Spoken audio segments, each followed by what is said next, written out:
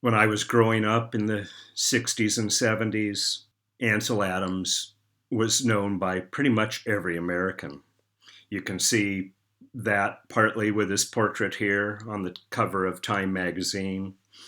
He also did ad campaigns. I'll show you that in a minute. He was born in 1902. He was trained in music. He was a classical pianist. Like Edward Weston, his earliest photographs were in the pictorialist mode. He was a friend of Edward Weston's as well.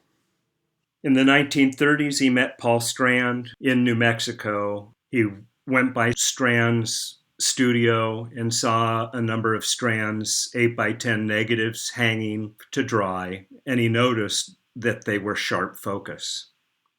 That was a revelation to him. And indeed, it made him realize that he could do sharp focus photographs rather than the standard pictorialist approach to art photography.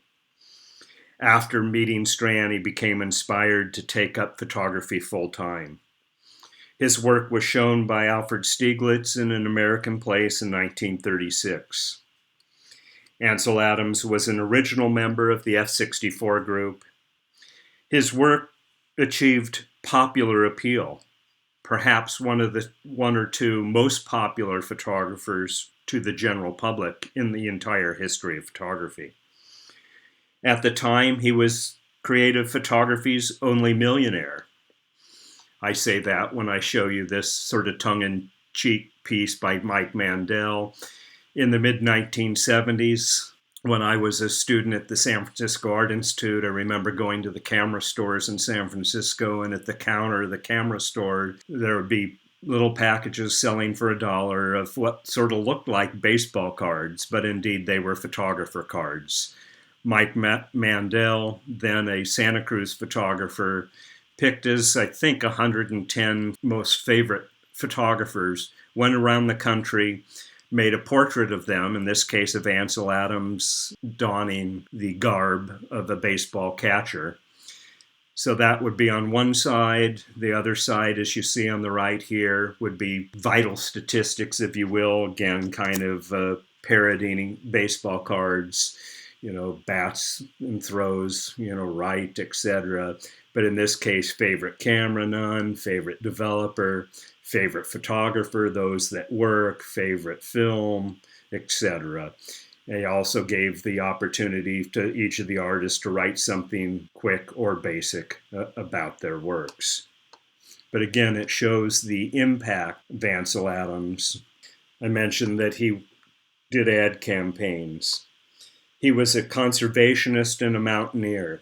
He worked with the Sierra Club and often lent his photographs to the Sierra Club to use for their publications, to sell to the general public, to raise money for their conservation projects.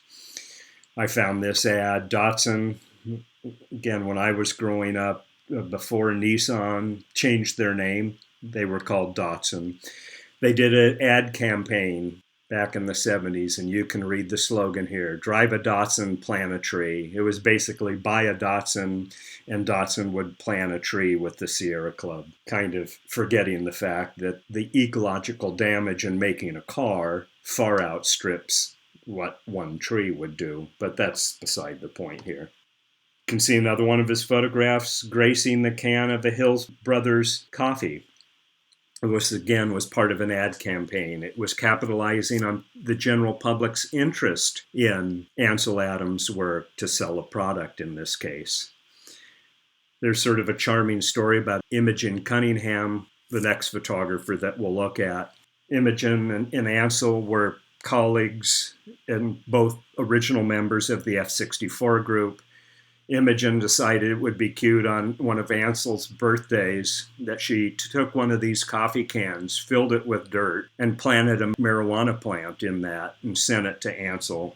Basically said, if you're such a conservationist, grow this. I later met Imogen Cunningham and actually met Ansel Adams, I'll tell you that story later, but talking to his son Michael Adams just a few years ago, we had him doing a talk in an Ansel Adams symposium we did as part of the history of photography class in an exhibition at the University Art Gallery. I asked them both the truth of that story, and they both admitted it was true. But one of the questions worth asking is, why was Ansel Adams so popular? There were other photographers, like Edward Weston, that may have had a greater influence on photography during the day, but no one achieved the kind of public support that Ansel Adams did. This is just a small example of the different photographs of Ansel Adams' books. My guess is there's been over 100 books published on Ansel Adams in one way or another, both during his day and after his death. In answering that question, why is he so popular, I think there's a few ways that I would approach that. His work displays 19th century American ideals. If you go back to the Pioneer American Landscape Photographer lecture that I did, one of the things that I made a case for is that Americans, and it's evidenced through manifest destiny and other kinds of ways, but Americans felt that we were God's chosen, that in one way nature was sacred, and nature was the way that we saw our country as different. The old world had no wilderness like the 19th century American frontier. Ansel Adams' work is realistic.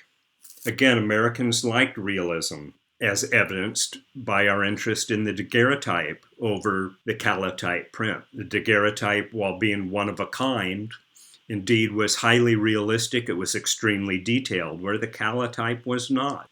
Americans definitely preferred that realistic approach to photography.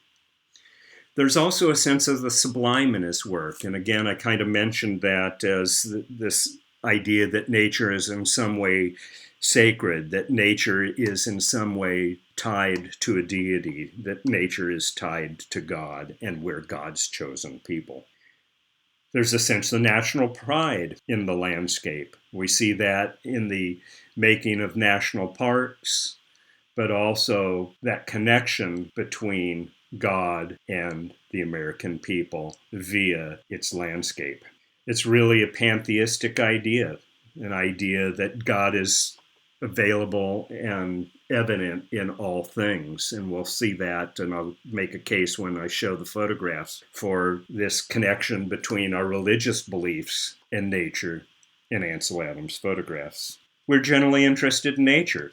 Americans often consider ourselves to be rugged individualists, that we go our own ways, that we do our own thing, that we make our own decisions. You can see that in contemporary politics. I'm speaking during the lockdown in 2020 for the coronavirus. And you can see that displayed in whether people wear masks or don't wear masks. We're also interested in science and technology. And when I say that, the technology, Ansel Adams was a technician as a photographer, meaning that he made exquisitely crafted prints. We'll talk about that more in a minute. But the idea of technology, Ansel and one other photographer developed a system of exposure and development control of black and white negatives called the zone system. It's often thought of as being complex. The idea is really basically simple. It was a way to determine exposure. And then with black and white film, the longer you develop film, the more contrast that film had. So if you could measure the contrast of an original scene and connect that to the length of development time, you could pinpoint how long to develop an individual negative to make it the best quality print, to show it at its highest sense of realism. His works are also exquisitely beautiful. This is tied in some ways to what we just talked about in technology, but the beauty in his work, it's partly the subject matter. It's partly, you're going to see that he has a sense of awe and reverence for the sublime aspects of the American wilderness. Beauty is often seen, and we see it in many ways, in nature in its pure and pristine form. That beauty is often implied wherein humankind is absent. His works tend to be dramatic and spectacular as well. But when I talked about the technology, one of the things that the layperson looks for in art or artist is a skill that the layperson doesn't have. An example of that, if you're familiar with the drip paintings of Jackson Pollock, what Pollock did is he filled cans with paint, punched holes in the bottom of the can, and then ran them over a canvas which he had on the floor. So you got these pieces that are abstract, kind of kinetic in their movement with all these lines swirling around one way or another. They're spectacular pieces, but frankly, nearly anybody could paint them. It didn't take great skill for somebody to make those, but it certainly took the concept or the idea. The artist would say that the concept or idea is enough, that you don't necessarily have to show this technological superiority. But I think the average layperson, the non-artist, would say that they want to see things that are beyond their own skill level. As artists, we experience that kind of belief all the time. His works are extraordinarily crafted. They're beautiful quality prints. And again, it comes back to his knowledge in science and technology, the science of photography, and being able to apply that technology to make a beautifully toned photograph that is realistic. Couple of examples of his realism. Like Weston, after he started photography, soon stopped making pictorialist work. And what Ansel Adams is best known is for these hard-edge, sharp, carefully delineated photographs. Here you can see El Capitan in two different views in two different seasons. We can look at the infinite detail in these works. Their sense of realism. They seem realistic. The sublime. Again, this is a 19th century American ideal, and we saw it in the pioneer American landscape photographers. You also saw it in the 19th century painting. The idea that the American landscape was so big, so profound, so magnificent, that in some ways it was only capable by the work of God. Well, Ansel photographed scenes in places that other people photographed. You see William Henry Jackson's view of Old Faithful on the right, Ansel Adams' view on the left. Ansel Adams' view is every bit as dramatic, but it's also looking at these national symbols. Adams often photographed in America's national parks, which have become landmarks or symbols of our country. The religion or pantheism that I mentioned earlier, you can see the definition at the bottom, but pantheism is the view that nature and God or divinity are identical, that nature displays, as do all things, the presence of God. In this photograph, Clearing Winter Storm, I think 1942, might be 1943. What we see here is Yosemite Valley as it is just experienced a snowstorm, and you can kind of see the lifting of the clouds here to reveal the valley in all of its detail and splendor. It's almost like witnessing creation. I might add, if you've been to Yosemite, this is actually one of the most popular views of Yosemite Valley. Had Ansel Adams backed up about 3 or 4 feet and included a little more of the foreground, you would see that this is taken from a parking lot. Byron Wolfe, one of my former colleagues who now teaches at Tyler School of Art, Byron calls this kind of light in Ansel Adams' work holy light. Byron did a rephotographic project where he rephotographed scenes photographed sometimes decades or sometimes a century or earlier by other photographers. And he learned a lot about how the other photographers thought and felt about the scenes. Well, when you see that holy light, what you're seeing is the light emanating from heaven, coming down and striking a landscape that is so pure and pristine and so magnificently scaled that, again, it suggests the presence of God in the landscape. Whether you believe in God or not, that's another story, but indeed, in these works, I think you can see that indication in his work, which also helps explain his popularity to a wide public. His works are pure and pristine. They are beautiful. in their quality of tones that you see here as the light-colored aspens pop out in this composition in relation to the dark trees in the background or the dark forest. They're spectacular in a lot of different levels. They're dramatic, as you see the moon in Half Dome, one of his more famous photographs. I should tell you that Ansel Adams' family lived and had a place in Yosemite Valley before Yosemite became a national park. Some of the families that owned land there were grandfathered into the park, so if you've been to Yosemite and been to the Ansel Adams Gallery there, that's still part of the Ansel Adams Family Trust. I'm guessing it was about 1975, give or take a year. I was a student at San Francisco Art Institute, and I was included in an exhibition at the Friends of Photography Gallery in Carmel.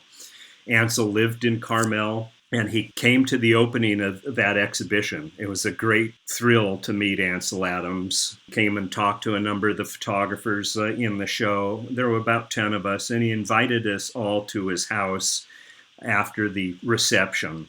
And so after the reception, a bunch of us got in our cars and drove out to following the instructions he gave us. He lived just south of Carmel city limits along the coast. We took a small, short dirt road out to his place, knocked on the front door, and when you stepped inside, the kitchen was just to the left, but there was a sunken living room in front of you and the picture window in the back that went from ceiling to floor.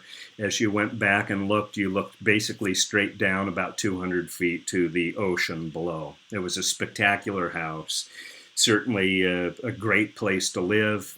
He gave us a tour of his darkroom. We sat around for a couple hours. I don't think I was 21 yet. I think I was still 20, but I had my first martini at Ansel Adams' house. Anyway, one of the interesting things that he told us, as you read this quote here, and it's something that applies today as well, and again, it displays his interest in conservationism. But one of the interesting things that I remember Ansel saying was that if I was a young photographer, basically applying like you guys and gals, if I was a young photographer starting out today, I would be doing much different things than I am. And as I thought about that later, it's interesting to think, and I think it meant one of two different things. He may have meant that in the mid-1970s, he realized that photography had kind of pushed past the ideas of Ansel Adams and his approach to landscape, that we were looking at new ways of seeing, new approaches to even similar subject matters, but new subject matters as well. A lot of photographers were not using large format negatives. Like myself, I was using a Leica 35 millimeter, making kind of big grainy prints, something that Ansel wouldn't have done. So he may have recognized on one hand that photography, again, had moved past his ideas. Many of his greatest photographs were made in the 1940s, but it also may have meant something else entirely. He had become so popular. He had developed such an audience for his work that had he deviated from this, he would have disappointed most of his viewers. They thought of Ansel Adams as having these kinds of highly detailed, beautiful images of dramatic scenery. And had he photographed like a lot of contemporary photographers in the 1970s, that really wasn't some of the ideas that most of us were working with. And again, he may have felt in some ways trapped by his fame. I'm not sure which he meant. It could have meant either, but it's something that has sort of left me with both of those thoughts ever since that time. Another one of his famous quotes. Sometimes I do get to places just when God's ready to have somebody click the shutter. Again, it's that recognition of pantheism, of God's presence in all things. And so here you can see Ansel implying that as well. It's also talking about the right moment. Sometimes he would wait for just the right kind of light or the dramatic clouds or whatever the scene may have called for. Talking to Michael Adams, his son, as many of these photographs While it may look like he's backpacked for miles to get to these places, and in some he may have indeed done that, but many of them are done along roadsides and places where he could more easily trod with his camera. Nonetheless, the photographs are spectacular and beautiful. They're sublime and awesome. This is one of his most famous photographs, Moonrise over Hernandez, New Mexico. As you can see the moon rising above the New Mexican landscape and the Indian church, the graveyard here, and a couple of those crosses, just catching a little bit of that fading light.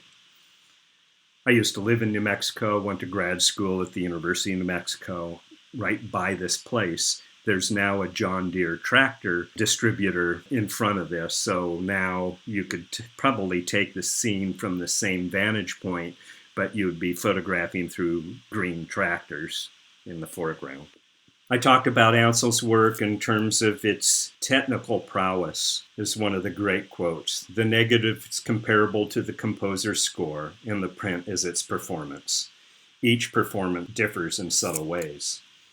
When we toured his darkroom, one of the interesting things is most photographers, if they enlarged their negatives and had an enlarger, which he did, most photographers would have a single light source in that enlarger, sometimes a condenser unit to condense that light into a straight line so that when it hit the negative, it's not being scattered light.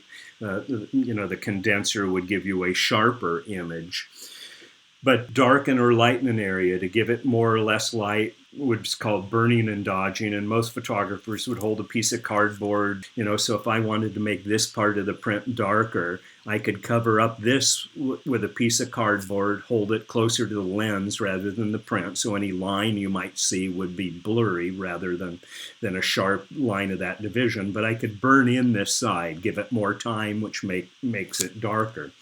In the case of Ansel's work, and one of the fascinating things touring his darkroom was instead of a single light source, I think he had 36 light bulbs on the back of his enlarger, and each one had a toggle switch so he could turn it on and off. And so instead of having to burn and dodge, he could simply turn off a light or turn another one on as he was making the original enlargement. He would record all the information so he could reprint individual prints exactly like the previous one by doing the method exactly the same. Unheard of at that time, and I certainly don't know of any other enlargers even today that worked like that. He was always looking for ways to improve his technique. Somebody asked me recently, and actually asked Michael Adams, would have Ansel been interested in digital photography? And I think the person asking would have thought, well, Ansel's such a purist in his use of the negative that he wouldn't have been interested. But the digital environment gives us even more control. And that's one of the things that I think Ansel was looking to, was to control his equipment, to get the final product the way that he wanted it to look. And so I always answer that, yeah, I think he would have dived in head first into digital photography, and he would have mastered that just like he mastered the techniques of traditional photography. Michael Adams, his son, wholeheartedly agreed. Ansel died in 1984, and in a way left a hole in photography. He's arguably one of the two most popular photographers in the history of photography. In the 1970s, there was a real boom in interest in photography. This is when a lot of museums in this country first started to make photographic collections. A lot of galleries opened during that time, and museums started showing photography to a much greater extent than they had in previous times. Ansel Adams was one of the two primary photographers responsible for that. Diane Arbus is the other, and we'll talk about her in a later lecture. I mentioned earlier that the very first exhibition I saw was a Paul Strand retrospective at the de Young Museum in San Francisco. I think it was in 1971. When I was at that show, I was wandering around looking at prints and noticed that there was this short, little, tiny, older woman, all dressed in black with a long black cape. And she had a few other people that she was walking around with talking about prints in the show. And she was pointing things out and saying, well, I don't know why he would even take this picture. Certainly I wouldn't have printed that. And I realized that I had seen her in pictures. It was Imogen Cunningham. I was a high school student, a little precocious, I guess, so realizing who she was, I went up and asked if I could follow her around and listen. She said, sure. And so I spent the next 15 or 20 minutes with her. I don't think I said anything else to her, but I listened to her criticism of the show, or sometimes the praise of it as well, and learned quite a lot from her. Little did I know that I would meet her again a few years later. Imogen Cunningham was born in Portland, Oregon. In 1901, at the age of 18, she bought her first camera, 4x5-inch view camera. She didn't really use it much until she was studying at the University of Washington in Seattle in 1906, when she was inspired when she saw the work of pictorialist photographer Gertrude Kaiserbeer. After graduating in 1907, she went to work for the famous Seattle photographer Edward Sheriff Curtis in his Seattle studio. She learned a lot about the photography business from Curtis. She did portraits. In 1910, she met Alvin Langdon Coburn in London, and later that year, she met Alfred Stieglitz and Gertrude Kaiserbeer in New York. In 1914, Cunningham's portraits were shown at an international exhibit of pictorial photography in New York, and a portfolio of her work was published in Wilson's Photographic magazine. Here you can see her portrait of Alfred Stieglitz. Cunningham became increasingly interested in botanical specimens and started making photographs, especially of flowers, between 1923 and 1925. She carried out an in-depth study of the magnolia flower. You can see some of those photographs here. When I was a San Francisco Art Institute student, the first apartment I lived on was on Van Ness between Vallejo and Green. What I didn't realize is pretty much right around the corner on Green Street is where Imogen Cunningham lived. She was in her 90s at that time. I recall one time seeing her, I was across the street. She had 2 huge bags of groceries. I thought, well, I'm going to go see if I can help her and carry her groceries. So I ran across the street straight at her. I realized that I probably scared her because at that time, this young man, that's back when I had hair and I had a lot of hair. And so she probably saw this man with long, dark, frizzy hair running right at her. She stopped in her tracks. Realizing that I was probably scared her, I stopped myself and told her that I was a San Francisco Art Institute student, that I loved her work. Could I carry her groceries? She said fine. And so I carried her groceries, really probably a block, maybe a half a block, to her house. She had a small little Victorian house between some apartment buildings. She invited me in for tea, and I had a short, charming conversation with her. In 1929, Edward Weston nominated Cunningham for work to be included in the prestigious film and photo exhibition in Stuttgart, Germany. He selected 10 of her photographs. 8 were botanical specimens. She did 1 industrial landscape and 1 nude.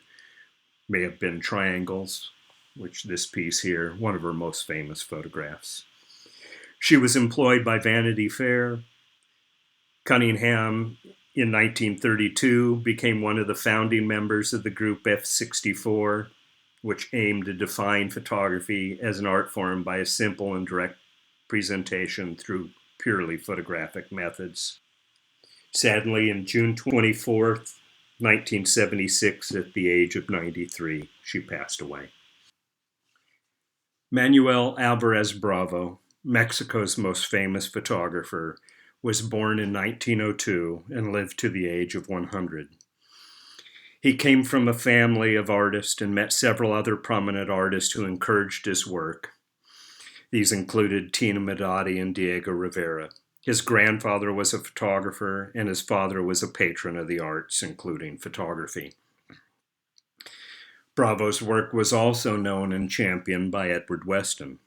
Bravo received his first camera in 1923 and began working professionally in photography in 1925. While he was never formally a member of the Surrealist art movement, he used this straight approach to photography to create surreal images.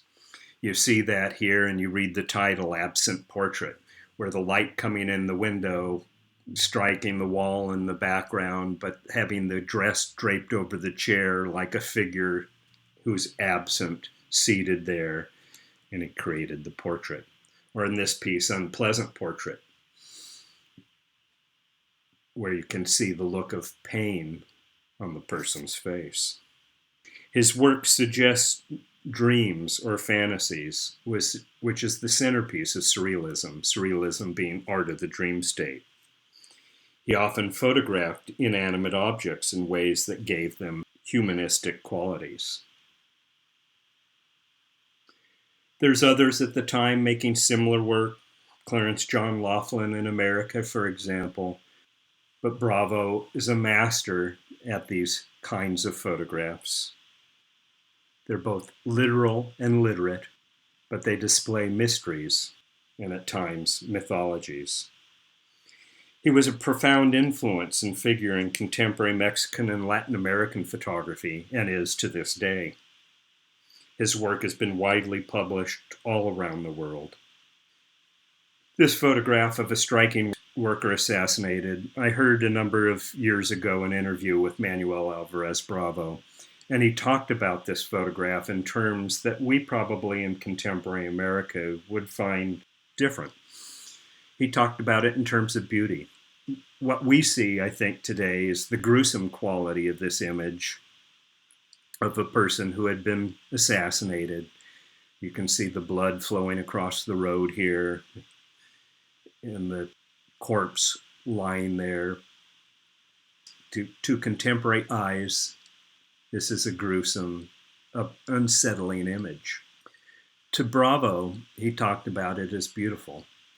And the beauty that he saw, indeed, was someone who believed so strongly in their ideals that they were willing to die for them. And that was a beautiful use of a life. So it's always important to look at an original context of a piece, to look at when and where it was made. 1934 in Mexico and the Mexican Revolution gives context to meaning. Yet that original context is absolutely important to look at, really, in all works of art. He loved literature, and that is displayed often in the titles of his pieces, the crouched ones. I mentioned that his family was involved in patrons of the arts. He knew many of the important Mexican artists of his day. You can see his portrait here of Frida Kahlo. He is, in essence, the grandfather of Mexican art photography. Tina Modotti was an Italian model, actress, and revolutionary political activist. She was active in Mexico as a photographer as well. In 1918, she married and moved with her husband to Los Angeles in order to pursue a career in the motion picture industry. It was there that she met photographer Edward Weston. In 1921, Modotti was Weston's favorite model, and by October of that year, his lover as well. Modotti's husband seemed to have responded to this by moving to Mexico in 1921. She followed him to Mexico City, but arrived 2 days after his death from smallpox. Modotti returned to Mexico City with Edward Weston and his son Chandler, leaving Weston's wife and his other 3 small children behind. Modotti met several political radicals and communists, including the most prominent leader of the Mexican Communist Party. Here you can see her portrait of actress Dolores Del Rio. By 1927, she was politically active. She had joined the Mexican Communist Party. She found her focus shifting more and more to become politically motivated. You can see Weston's influence on her portrait here, but her choice of subjects represents her political interest. Modotti's comrade and companion, Julio Mello, was assassinated by agents of the Cuban government. Modotti was a target of both the Mexican and Italian political police. She was questioned about this crime amidst a concentrated anti-communist movement. The piece here, Hand of a Puppeteer, could imply political overtones as well. As a result of the anti-communist campaign by the Mexican government, Modotti was expelled from Mexico in February 1930. She was portrayed by Ashley Judd, as you see here, in the 2002 film Frida, about the life of Frida Kahlo. Her works tend to be symbolic, that you see here in the title Mexican Sombrero with Hammer and Sickle, representing her views as part of the Mexican Communist Party. Again, a still life with political overtones. She died from heart failure in 1942.